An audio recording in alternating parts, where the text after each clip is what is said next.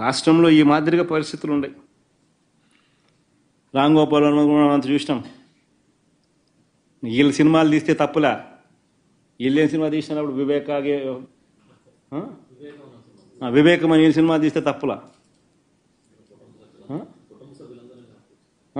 వీళ్ళు ఏం చేసినా వీళ్ళు ఐటీడీపీ ద్వారా ఇష్టం వచ్చినట్టుగా వీళ్ళని రన్ చేసినా నష్టంలా, తప్పులా? వీళ్ళు ఎవరి మీద ఏ రకమైన మాట్లాడినా తప్పులా? రామ్ గోపాల్ వర్మ చేసిన సినిమాకు సెన్సార్ బోర్డు అప్రూవల్ ఉంది. సెన్సార్ బోర్డుకు పోయింది, సెన్సార్ బోర్డు అప్రూవల్ వచ్చింది. అప్రూవల్ వచ్చినాకనే ఆయన రిలీజ్ చేసినాడు. సో మళ్ళీ ఆయన సెన్సార్ బోర్డు అప్రూవల్ వచ్చిన తర్వాత నువ్వు రిలీజ్ చేసిన సినిమాకులో ఆయన సినిమా తీయడం తప్పు అన్నట్టుగా ఆయన మీద కేసులు పెడితే, ఆయన పిలిపించే కార్యక్రమం చేస్తూ ఉంటే, ఆయన అరెస్ట్ చేయాలని ప్రయత్నం చేస్తూ ఉంటే ఇల్లీగల్ డిటెన్షన్ కాదా ఇది? సెన్సార్ బోర్డులు ఎందుకు ఉన్నాయి?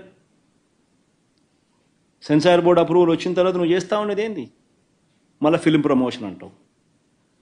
నీకు నచ్చిన వాళ్ళని మాత్రం ప్రమోట్ చేస్తే ఫిలిం ప్రమోషన్, మిగతా వాడు ఎవడైనా కానీ నీకు వ్యతిరేకంగా సినిమా తీసినా ఏమాత్రం వ్యతిరేకత ఉన్నా కేసులు పెట్టడం, అరెస్టులు చేయాలని ప్రయత్నం చేయడం, ఇది రాష్ట్రంలో జరుగుతూ ఉన్న పరిస్థితి.